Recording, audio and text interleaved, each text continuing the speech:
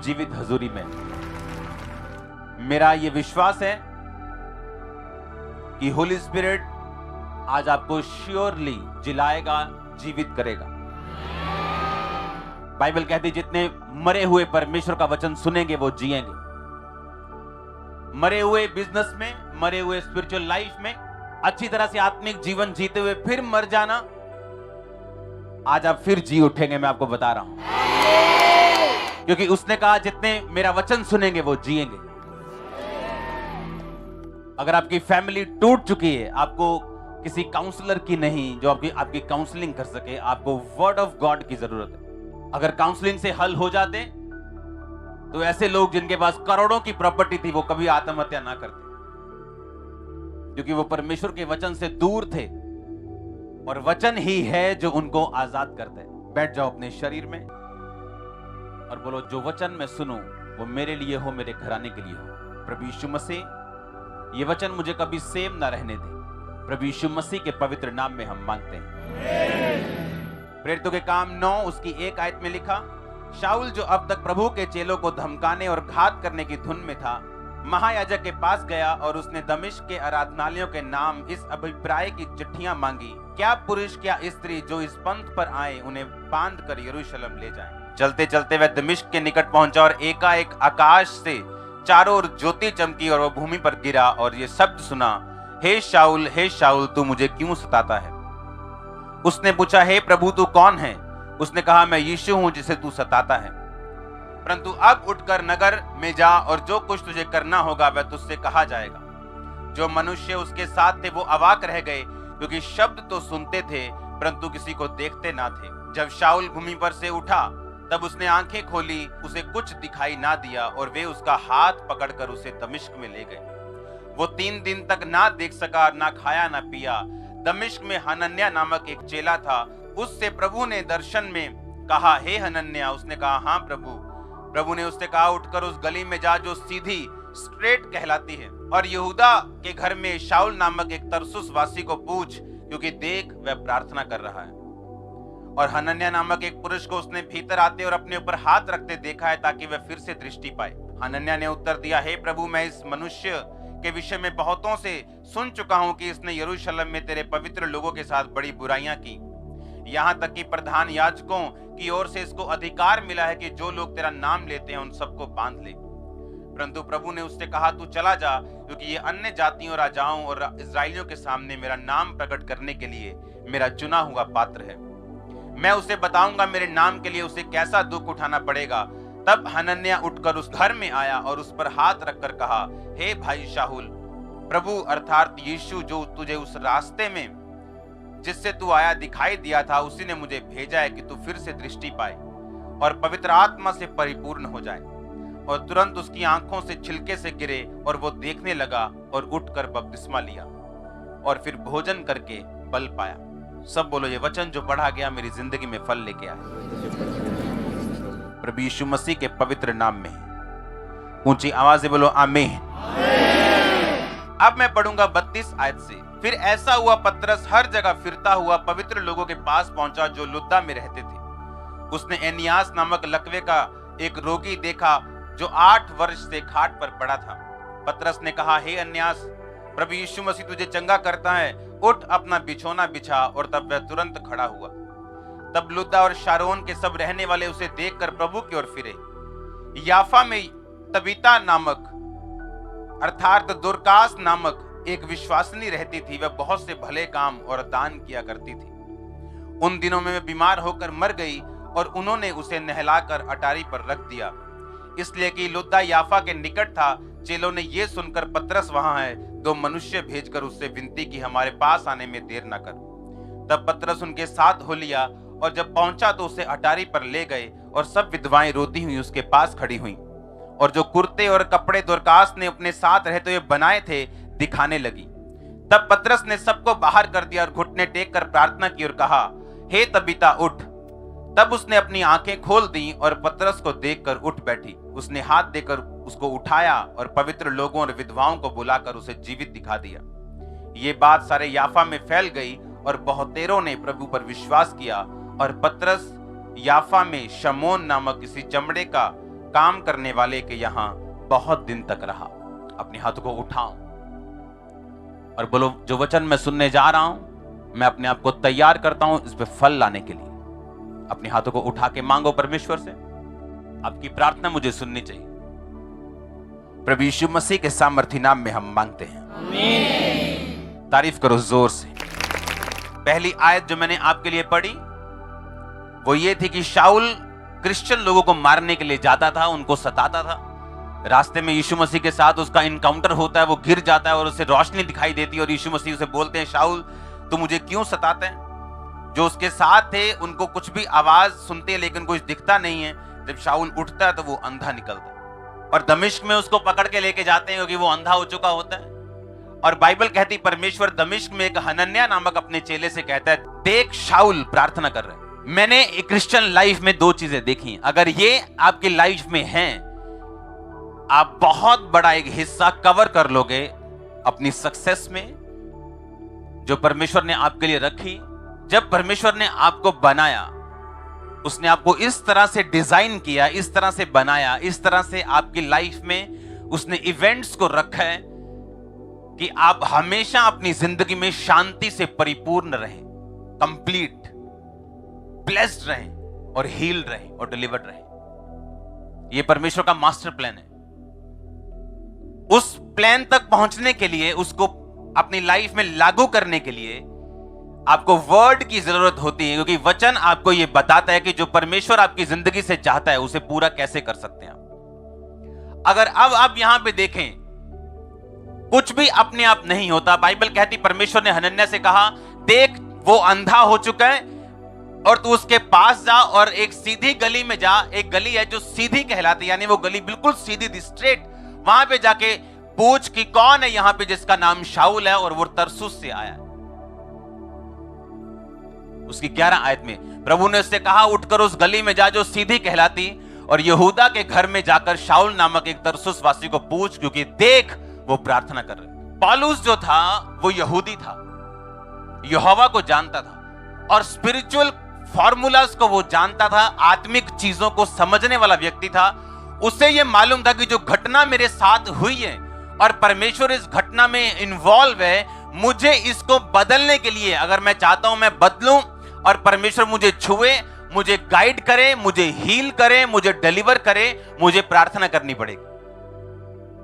एक बड़ा अटैक होने के बाद, एक बड़ा झटका सहन करने के बाद आम लोगों की तरह रोया और चिल्लाया नहीं, डॉक्टर्स के पास नहीं भागा वो, वैद्यों के पास नहीं भागा वो, और 3 दिन से वो प्रार्थना कर रहा था। उसे ये मालूम था कि चाहे परमेश्वर मुझे नाम लेके बुलाए, चाहे परमेश्वर कुछ भी कहे, लेकिन उसकी सारी मर्जियां तब पूरी होंगी जब मैं घुटनों पे प्रार्थना में बैठ जाऊंगा।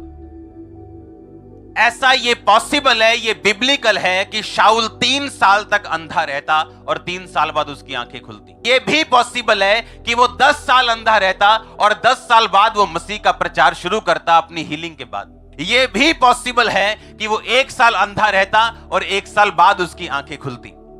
पर उसने फैसला किया कि जो काम 1 साल 2 साल में होना है, मैं उसे प्रार्थना करके जल्दी करना चाहता हूं। और उसने देरी नहीं की। उसे मालूम था कि चाहे खुदा का हाथ मेरे पे पड़ा है, चाहे मैं परमेश्वर का चुना हुआ हूं, चाहे मैंने परमेश्वर के काम करने, लेकिन बाइबल कहती परमेश्वर बिना इनविटेशन के इस धरती पर आपकी जिंदगी में काम नहीं करता। क्योंकि बाइबल कहती जब आदम और हवा बनाए गए, उनको पृथ्वी का अधिकार दे दिया गया, उनको धरती दे दी गई।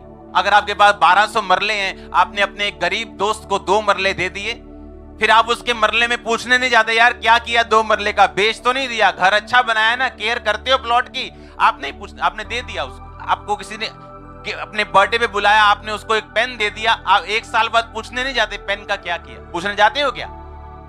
परमेश्वर ने धरती आपको दी गिफ्ट के रूप में, वो कभी भी आपकी लाइफ में बिना इन्विटेशन के नहीं आता। इसलिए लोग पूछते कहां है परमेश्वर, ये हो रहा है, कहां है परमेश्वर मेरी लाइफ में, ये हो रहा है, कहां है रब, किथे है रब, दुनिया चे हो रहा है। वो बिना इन्विटेशन और बिना प्रार्थना के कभी भी काम नहीं करेगा। और पौलुस ये बात जानता था और बाइबल कहती परमेश्वर ने कहा, हनन्याह मुझे तेरे पास आना पड़ा क्योंकि 3 दिन से एक बंदा प्रार्थना कर रहा है और अब तुझे जाना पड़ेगा वहां पे। और अब तू जा और एक यहूदा के घर में जा और वहां पूछ शाऊल कौन है जो तरसुस से आया है, और देख तू उस पे हाथ रखेगा और वो चंगा होगा। और लिखा जैसे ही उसने हाथ रखे आंखों से छिलके गिरे और वो चंगा हुआ। और उसके बाद शाऊल जो पौलुस बाद में बना, उसने परमेश्वर का प्रचार करना शुरू किया। अभी उसके पास सामर्थ्य तो वो नहीं थी, वो दान वरदान तो नहीं थे, लेकिन उसने प्रीच करना शुरू किया और परमेश्वर का काम करना शुरू किया। अब आप देख लो आपकी लाइफ में जो परमेश्वर की योजना है, चाहे आप आने वाले दिनों के पौलुस क्यों नहीं, द मोस्ट इंपॉर्टेंट पर्सन क्यों नहीं है, इंडिया में क्रिश्चियन आने वाले, फिर भी परमेश्वर आपकी लाइफ में काम नहीं करेगा और आपकी जिंदगी अड़ी रहेगी और उसी जगह पे स्टक रहेगी जब तक आप प्रार्थना करने का फैसला नहीं करें। और विश्वासियों को यह बात मालूम है कि प्रार्थना बिना पवित्रताई और बिना वचन पे चले उसका कोई फायदा नहीं होता। वो एक असर से रहित प्रार्थना है, इफेक्टलेस प्रेयर है।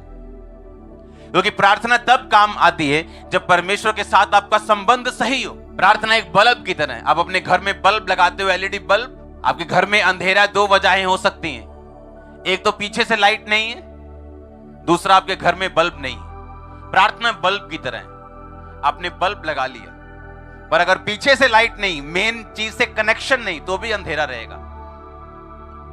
प्रार्थना बल्ब है और मेन वायर से, मेन खंबे से कनेक्शन परमेश्वर से कनेक्शन की तरह। ये दोनों होने चाहिए, परमेश्वर से कनेक्शन और बल्ब। अंधेरा खत्म हो जाएगा, आप हैप्पी, आप ब्लेस्ड, प्रॉस्पर लोग होंगे।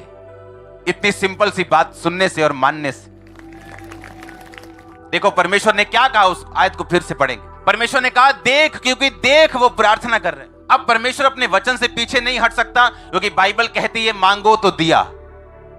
अब वो 3 दिन से लिखा वो फास्टिंग में, एक तो वो अंधा हो चुका है, घबराहट के अटैक हो रहे हैं, क्योंकि एक आदमी 5 मिनट अपनी आंखें बंद करके यहां घूम के देख लो, आपको घबराहट होनी शुरू हो जाएगी। और वो 3 दिन से अंधा है, बावजूद इसके कि वो वैद्यों के पास भागे और इधर उधर जाए और आंखों को दिखाए या लाइट पड़ने से शायद कुछ हो गया, उसने 3 दिन फास्टिंग में और बिना खाए बिना पिए वो 3 दिन फास्टिंग में प्रेयर कर रहे हैं। और परमेश्वर को उसकी आवाज सुननी पड़ रही है। और परमेश्वर अपने एक चेले से कह रहा है जा भाई उठ के जा, मुझे प्रार्थना में ये बंदा तंग कर रहा है, तेरे को जाना पड़ेगा।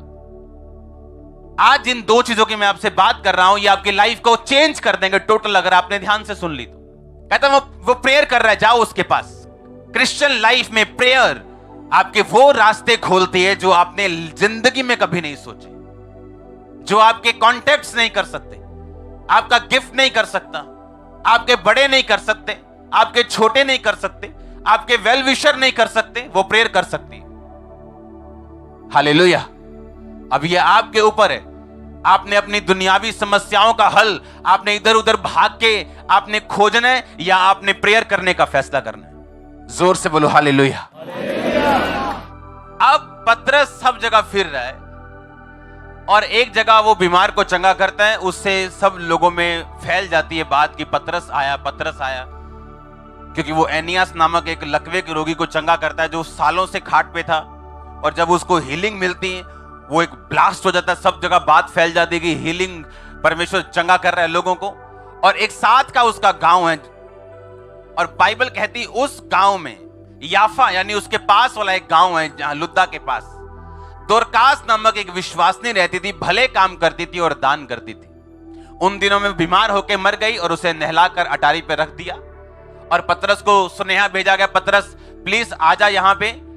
और बाइबल कहती जब पतरस आया वहां पे तो विधवाएं रोती हुई, 39 में लिखा, रोती हुई पतरस के पास आके खड़ी हुई और कुर्ते और कपड़े जो दोरकास ने उनके साथ बनाए थे वो उन्हें दिखाने लगी। मैंने एक बात देखी, अगर आपकी लाइफ में प्रेयर और गिविंग और बोना साथ साथ है, बड़े से बड़ा अटैक आपकी लाइफ से खत्म हो जाता है, बड़े से बड़ा। यहां पर यह विधवा, इसकी आदत थी भले काम करना, दान करना, यह उसका लाइफस्टाइल था। और जब वो मरी तो धर्मी लोगों को धक्का लगा, और जब धर्मी लोगों को धक्का लगा उन्होंने पतरस को संदेशा भेजा कि जल्दी आ जाओ। और बाइबल कहती जैसे ही पतरस ने सुना वो गया और सब कुर्ते और कपड़े जो दोरकास ने विधवाओं को दिए थे वो लाकर रोने लगी पतरस के सामने कि देख ये कितनी भली औरत थी। और बाइबल कहती उस पतरस ने सबको बाहर किया और बोला हे तबीता उठ, और लिखा वो मुर्दा उठ के बैठ गया। एक औरत अफ्रीकन देश में हर साल अपनी उसकी चर्च में एक कन्वेंशन होती थी और वो एक बड़ा जानवर वहां पे लेके जाती थी। हर साल वो लेके जाती थी, पास्टर से मिलती थी और प्रार्थना उस पे होती थी और उसके बाद वो चली जाती थी। इस बार वो औरत थोड़ा जल्दी चली गई और वो औरत जल्दी गई और सुनेहा भेजा पास्टर को कि वो औरत आई और पास्टर ने पूछा वो इतनी जल्दी क्यों आ गई, इस बार 1 महीना जल्दी क्यों आ गई अपना बड़ा सा जानवर लेके।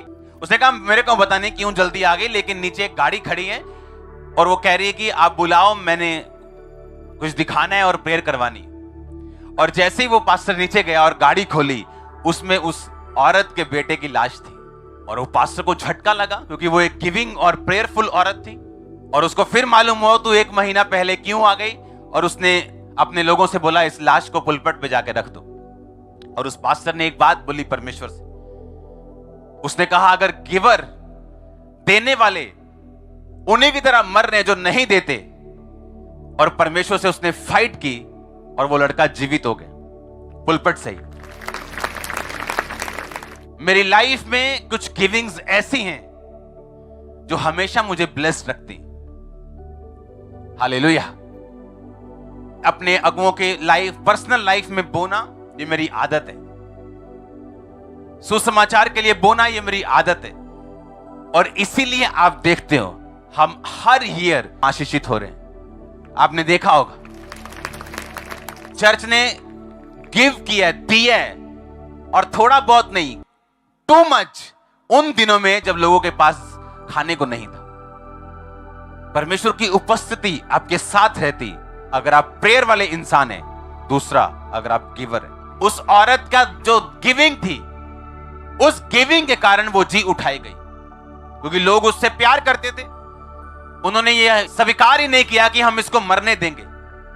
मर गई, नहला के अटारी पे रख दिया, अब उसका सिर्फ कॉफिन बनना था, बॉक्स में भेजना था और उसको जमीन में डाल देना था।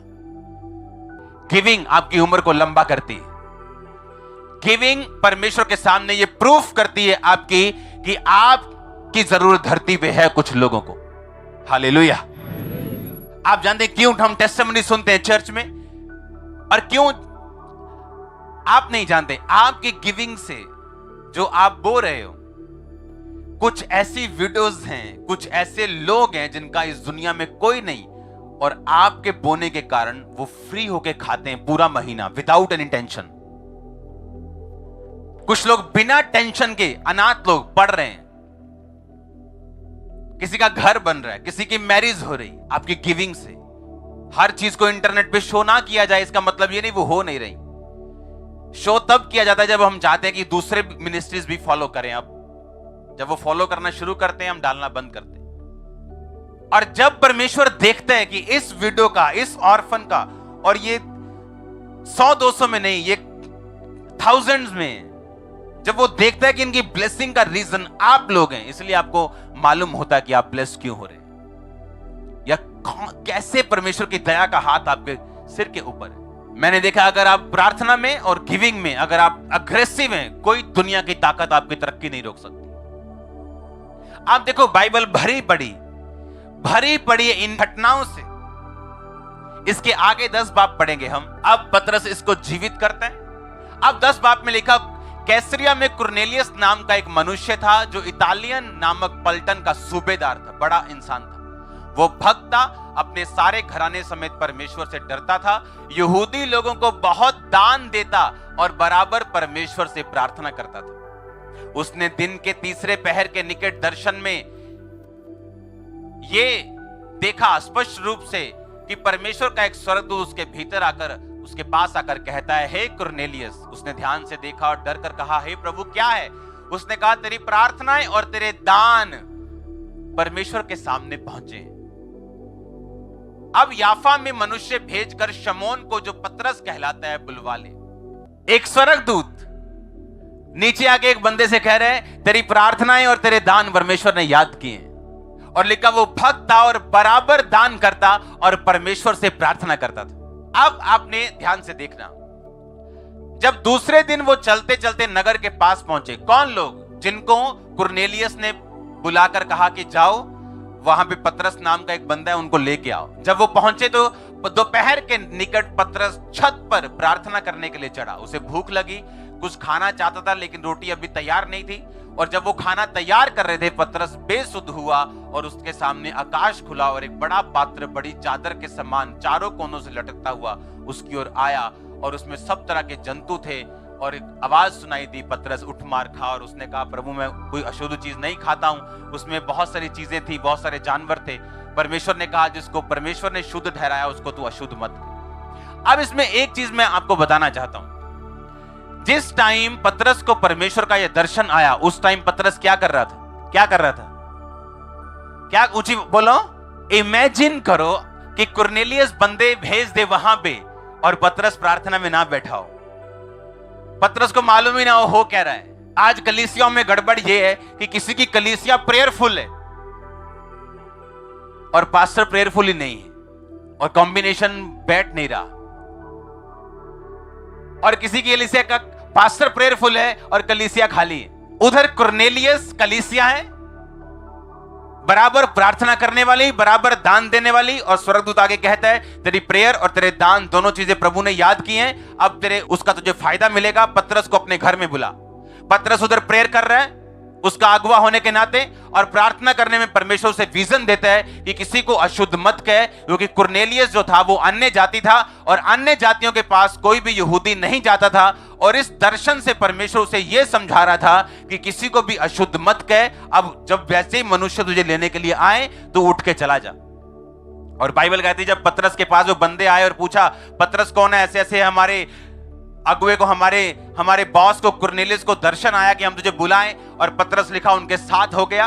और अगले दिन जब पहुंचा तो कुरनेलियस सारे रिश्तेदारों को इकट्ठा करके उनका इंतजार कर रहा था। और जैसे ही पतरस ने बातें बोलना शुरू की कि मुझे ऐसा दर्शन आया कि खुदावंद ने एक चारों कोनों से चद्दर लटका के मेरे सामने रखी, वहां जानवर थे अलग अलग। परमेश्वर ने कहा मार और खा, और मैंने कहा मैं अशुद्ध चीज नहीं खाऊंगा। और परमेश्वर ने कहा कुछ भी अशुद्ध नहीं जिसे परमेश्वर ने शुद्ध ठहराया।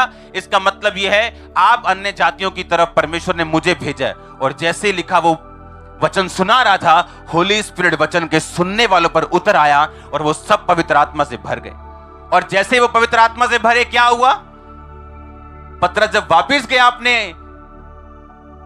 चेलों के पास, यहूदियों के पास, उन्होंने पतरस का विरोध किया कि तू अन्य जातियों के पास कैसे चला गया। पतरस ने बताया कि नहीं, मैं नहीं गया, परमेश्वर ने मुझे भेजा। और यह भी कहा कि किसी को अशुद्ध मत कहे। और दूसरी बात, परमेश्वर ने इस वचन पे गवाही दी है और उनको भी उसी तरह पवित्र आत्मा दिया गया जैसे हमें दिया गया था। सब लोगों ने, सब चेलों ने कहा अगर उनको भी इसी तरह पवित्र आत्मा दिया गया जैसे हमें दिया गया तो हम पक्षपात करने वाले कौन होते हैं। और उस इंसिडेंट के कारण अन्य जातियों में भी परमेश्वर का प्रचार होना शुरू हुआ और अन्य जातियां भी पवित्र आत्मा से भरने लगी, जिनमें से आप और मैं आज यहां बैठे और खड़े हैं। आप ये बात नहीं समझते कि एक प्रार्थना करने वाला इंसान और बराबर बोने वाला इंसान क्या कर सकता है अपनी लाइफ में। क्योंकि प्रेयर आपको परमेश्वर से जोड़ती और गिविंग आपको दुनिया से अलग करती। गिविंग आपके प्यार को पैसे के लिए खत्म करती और आपको मालूम होता है कि मैंने जो भी खुदावंद के लिए मैं ले रहा हूं, मैं खुदावंद के लिए अगर बढ़ रहा हूं तो मैं परमेश्वर के लिए कर रहा हूं। और जब ये दोनों चीजें आपकी लाइफ का बराबर हिस्सा बन जाती तो बाइबल कहती हेवनली रियल्म में, ईश्वरीय क्षेत्र में आपके लिए चीजें ओपन होती और परमेश्वर अपनी मर्जी को आपकी लाइफ में जाहिर कर पाता है। जाहिर करने के बाद आपको अनुग्रह देता है कि आप उसे पूरा कर सकें और आप उससे आगे बढ़ सकें और एक कंप्लीट परमेश्वर की योजना फिर आपको नजर आती। इमेजिन करो अगर पौलुस प्रार्थना ना कर रहा होता तो क्या होता। हाँ, हम वेट कर रहे होते। 1 साल पौलुस अंधा रहता, सबके पास जाता, कोई सलाह देता भाई प्रार्थना कर, तो वो प्रार्थना में बैठता। 2 साल 4 साल अंधा रहता तो उसकी मर्जी थी ये। उसे मालूम था कि परमेश्वर ने मुझे छुआ है, उसको मालूम था कि परमेश्वर की मर्जी मेरी जिंदगी में है, लेकिन वो कभी पूरी नहीं होगी अगर मैं प्रेयर में नहीं बैठूंगा। क्या आपको ये मालूम नहीं परमेश्वर की मर्जी आपकी जिंदगी में? अगर ना होती तो आप यहां बैठे भी ना होते। आप बैप्टाइज्ड हो चुके हैं, आप चर्च मेंबर हैं, आप चर्च आते हैं, वचन को सुनते, विश्वास करते हैं। क्या आपको मालूम नहीं कि इसके आगे परमेश्वर की योजना है आपकी लाइफ के लिए? और वो कभी भी पूरी नहीं होगी अगर आप प्रार्थना में नहीं बैठेंगे, सीरियस वाली प्रार्थना में। संडे, पिछला संडे, तारीफ करो उस संडे के लिए। हां, कमाल के मिरेकल्स देखे हमने, जबरदस्त काम देखे हमने, हां बड़े बड़े काम देखे कि नहीं देखे। लेकिन संडे खत्म हुआ और सोमवार शुरू हुआ और हम फुल नाइट प्रेयर में थे, फुल फैमिली, बच्चों समेत। वो सोते सोते भी फिर हालेलुया हालेलुया कर रहे थे, फुल नाइट, क्योंकि संडे बीत गया। रोज की रोटी क्या करना है? आप अगले हफ्ते की रोटी आज तो नहीं बना के आए, तो पिछले हफ्ते की प्रेयर आपको कैसे चलाएगी अगले हफ्ते? जैसे आपके शरीर के लिए खाना हर वक्त जरूरी है, रोज और ताजा, उसी तरह एवरीडे प्रेयर, रोज, एवरीडे। और आप क्या देखते हैं कि जैसे आप अपनी लाइफ को ऐसा मैनेज कर चुके हैं कि प्रेयर आपकी लाइफ का हिस्सा बन चुकी है। जो सफाई आप सुबह घर के 6 बजे शुरू कर सकते हैं, 4:45 उठ के, आप 4:45 उठ जाओ, 1 घंटा प्रार्थना करो, दिन की शुरुआत प्रेयर से करो, रात सोने से पहले प्रेयर करो। दाऊद कहता मैं 7 बार तेरी रोज स्तुति करता हूं। आपने देखा ये दो चमत्कार जो आपके सामने, 3 एनकाउंटर हुए आपके सामने। कौन सा? पहला शाऊल का प्रार्थना के साथ एनकाउंटर होता है। दूसरा उस विधवा का जो बराबर यहूदी लोगों को दान कर रही और उसका काम था दान करना, एनकाउंटर होता है, वो जीवित होती। तीसरा कुरनेलियस का जो प्रार्थना करने वाला है और दान करने वाला है, और बाइबल कहती है पतरस जब उसके घर जाता है पूरा घराना उद्धार पाता है, सब लोग बपतिस्मा लेते हैं, सब लोग आत्मा से भरते हैं। ये आप लोगों के लिए मैं कह रहा हूं। आपका अगुआ अगर फुल ऑफ प्रेयर है, आपको भी फुल ऑफ प्रेयर होना पड़ेगा आपस में कनेक्शन बिठाने के लिए। ये ना हो उधर पतरस प्रेयर में है और पतरस के सामने दर्शन आता है और कुरनेलियस पार्टी में बिजी है और पतरस का वो दर्शन अड़ा हुआ है। कभी ऐसा व्यक्ति आएगा जो बोलेगा आओ हमें प्रचार करो, कभी परमेश्वर भेजेगा, चाहे वो 1 साल बाद आए, 2 साल बाद आए। लेकिन उधर कुरनेलियस चर्च भी प्रार्थना में बिजी है, उधर अगुआ भी प्रार्थना में बिजी है, दोनों को दर्शन आते हैं और मैच होती हैं चीजें। आप समझ रहे मेरी बात को? इमेजिन करो पतरस प्रेयर में कुरनेलियस पार्टी कर रहे हैं, या कुरनेलियस प्रेयर में पतरस मिनिस्ट्री में इतना बिजी हो गया, मिनिस्ट्री हो गई, परमेश्वर भूल ही गए। 500 लोगों में पास्टर इतना बिजी हैं, परमेश्वर को भूल गए। और कुरनेलियस कई बैठे हैं, वो कह रहे हैं हमें तो विजन आ रहा है, हमें तो कुछ परमेश्वर बता रहे, लेकिन कुछ हो नहीं रहा। या पास्टर कह रहे हैं कि मुझे तो परमेश्वर ये कह रहा है, लेकिन कलीसिया रिसीव करने में धीमी, कमजोर है। और वो कैसे मजबूत होगी? प्रेयर और गिविंग से। बोलो अपने पड़ोसी को, प्रार्थना और बोना, ये 2 चीजें होनी चाहिए। ये 2 आंखों की तरह है। हालेलुया। ये जोड़ा मैंने जो देखा है प्रार्थना और गिविंग का, आपकी स्पिरिचुअल लाइफ को बैलेंस रखता है। हालेलुया। एक भैया साइकिल चलता है लेकिन उसे वो जोकर चलाते हैं। सर्कस में देखा ना, 1 पहिए वाला साइकिल, लेकिन 2 पहिए वाला साइकिल आम लोग चलाते हैं। आत्मिक जोकर हैं जो बोते नहीं या प्रेयर नहीं करते। और जो नॉर्मल लोग हैं उन्हें मालूम है कि जो ब्लेसिंग है, जो डिलीवरेंस है, जो ग्रोथ है, वो दोनों पहियों पे आएगी। कब आपने फुल नाइट प्रेयर की थी अपनी लाइफ में? आपको लगता है कि आप परमेश्वर से विश करेंगे या आप चाहेंगे कि आपको सब कुछ मिल जाएगा? आप बहुत बड़ी गलती कर रहे हैं।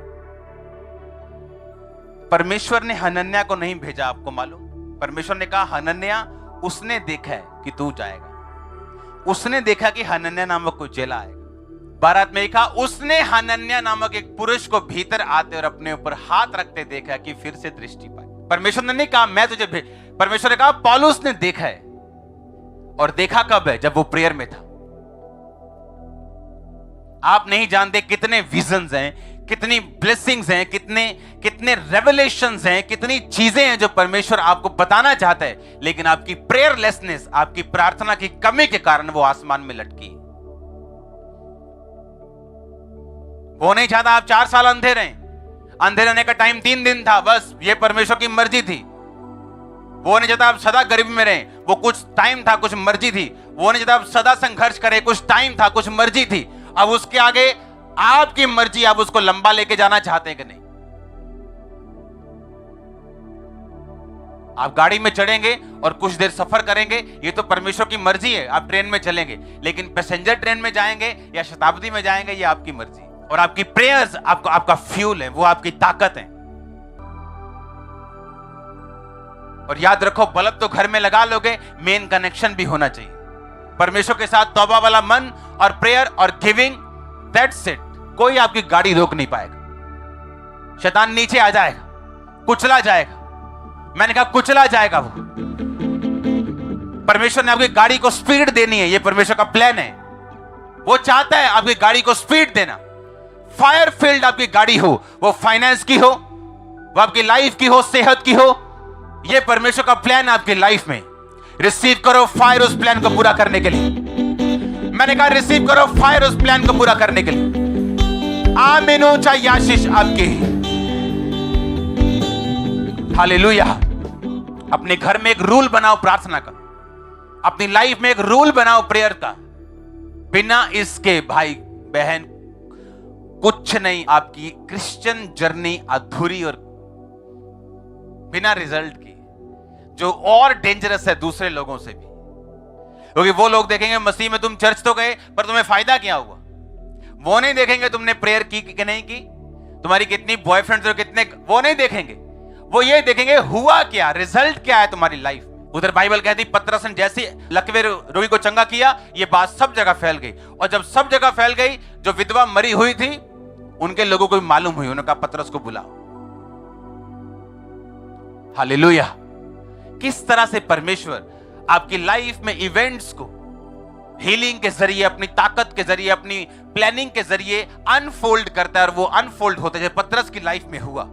हीलिंग होने के बाद वो अगले शहर में जाता है और विधवा को उठाता है। उसके बाद कुरनेलियस, किस तरह से प्रेयर्स उसके सामने से रास्तों को खोलती है और चीजों को अनफोल्ड करती है, उसके सामने से पर्दों को हटाती है। आप इमेजिन कर सकते हैं पतरस की लाइफ में क्या हो रहा था। क्यों? प्रार्थना वाला व्यक्ति। प्रार्थना कैसी है? प्रार्थना सीरियस वाली है। लिखा पतरस और यूहन्ना दोपहर के समय प्रार्थना करने के लिए चर्च में जा रहे थे। इतना महत्व था प्रेयर करने का कि दोपहर को स्पेशल अपने घर से दूर चल के 5 किलोमीटर, 1 घंटा जाने को, आधा घंटा जाने को, आधा घंटा आने को लग रहा है, सिर्फ 2 घंटे प्रेयर के लिए या 1 घंटा प्रेयर के लिए। इतना इंपॉर्टेंस था प्रेयर में। और आपकी प्रेयर कितनी इंपॉर्टेंट है? आप गाली देते हैं प्रेयर को मोबाइल ऑन करके साथ, यार मैसेज कर रहा है बंदा, ये आपकी प्रेयर है। और वो स्पेशल जा रहे हैं कहां पे? प्रेयर करने के लिए चर्च में। प्रार्थना एक लड़ाई है और इस लड़ाई में अच्छी तरह लड़ने के लिए आपको रूल्स बनाने पड़ेंगे अपने बच्चों के लिए, खाने के लिए, घर के दूसरे कामों के लिए, ताकि आप इस प्रेयर को कर सकें, क्योंकि इसी में आपकी लाइफ छुपी है। आपको फाइट करनी पड़ेगी इसके लिए। मेरी फैमिली को मालूम है मुझे प्रेयर टाइम डिस्टर्ब करने का मतलब क्या है, क्योंकि यही हमारी लाइफ है शुरू से लेके एंड तक। प्रेयर्स रिसीव करो स्पिरिट प्रेयर की यीशु मसीह के नाम में, और मैं जानता हूं कोई रिसीव कर रहा है। आमीन। ओ चाहिए आशीष आपकी। आप रिसीव कर रहे हो कि नहीं? आप इमेजिन करो जो लोग प्रेयर नहीं करते वो कितने स्टक हो चुके हैं, कितने अड़ चुके हैं, कितने खाली हो चुके हैं। इमेजिन करो आप अपनी लाइफ में कि कितने दर्शन परमेश्वर को देना चाहता होगा, नहीं दे पा रहा होगा। कितने रास्ते उनके खोलने के लिए परमेश्वर चाहता होगा, लेकिन नहीं कर पा रहा होगा। आप तैयार हैं? समझ आई कि नहीं आई कि बिना प्रेयर, बिना बोना, आप एक पहिए वाले साइकिल पे हो, अगर एक चीज कर रहे हो, और अगर दोनों नहीं कर रहे हो फिर तो क्या ही बात है। फिर तो आपने प्रोग्राम बना के रखा है कि 40 दिन की जंगल के सफर को 40 साल का कैसे बनाना है, फिर आपने प्रोग्राम बनाया हुआ है। लेकिन अगर आपने फैसला किया हुआ है कि मैं अपनी लाइफ की डेस्टिनी को, उस ब्लेसिंग्स को, उस खुदावंद की मर्जी को टाइम पर पूरा करूंगा, आपकी प्रेयर लाइफ उस विश्वास का सबूत होगी, कर्म होगी कि आप परमेश्वर के वचन के लिए सीरियस है। बाइबल कहती परमेश्वर ने कहा एलिया बारिश आएगी, उसने ये नहीं कहा चल वही पार्टी करने चले, परमेश्वर ने कहा बारिश, लिखा जैसे ही परमेश्वर ने कहा बारिश आएगी, अपना मुंह घुटनों के बीच में दे दिया उसने प्रेयर करने के लिए। यानी ऐसी प्रार्थना हम तब करते हैं जब इंटेंस प्रार्थना करनी हो, कुछ डीप प्रेयर करनी हो। और लिखा वो घुटनों के बीच में मुंह देके प्रार्थना करके अपने सेवक को बोलता है जा देख क्या कुछ दिखा तुझे। 7 बार गया, 7वीं बार कहता है मुट्ठी भर बादल दिख रहा है। 7 बार मतलब सोमवार, मंगलवार, बुधवार, हाँ 7 दिन कंटिन्यू एवरीडे कहता प्रेयर कर जब तक तुझे रिजल्ट ना दिखाई दे। और जब मुट्ठी भर बादल दिखा उसने कहा जा राजा को बता इतनी बादल, इतनी बारिश आएगी तू जा नहीं पाएगा। और लिखा वो मुट्ठी भर बादल कब घने बादलों में घटाओं में बदल गया उनको मालूम भी नहीं। मेरी ये विश है आज आप लोगों के लिए कि आप प्रेयर कर पाए, क्योंकि मैं विश ही कर सकता हूं और प्रेयर ही कर सकता हूं, कर्म तो आपने करना है। आमीन। अब मैं आपको घर जाके उठा तो नहीं सकता हूं, लेकिन अगर आप फॉलो करें वर्ड्स को और लाइफ को प्रेयरफुल बनाए, आप खुद हैरान होंगे जो आपकी लाइफ के साथ होने वाला है। परमेश्वर ने पता क्या कहा, तुम इस वर्ल्ड के नहीं हो, मैंने तुम्हें वर्ल्ड से क्या किया, चुन लिया। इसकी इकोनॉमी खत्म हो, क्रैश हो, जमीन के नीचे जाए, आसमान पे चढ़ जाए, आप इस वर्ल्ड के नहीं हो, आप बाहर हो इन चीजों से। That's it। और आपने प्रैक्टिकल देखा है कि हम बाहर हैं इन चीजों से। और ऐसा ही परमेश्वर ने आप चाहता है कि आप ऐसा बने। हम इन चीजों से बाहर हैं तब अगर परमेश्वर के हम अंदर हैं तो। अगर हम परमेश्वर से बाहर हैं तो ऑटोमेटिकली वर्ल्ड हमें इफेक्ट करेगा। आज किसी ने क्या किया, उसने क्या किया, पूरी खबर है आपके पास। दुनिया की हर खबर रख के आप स्पिरिचुअल नहीं हो सकते। आपको कट आउट करना पड़ेगा थोड़ा सा।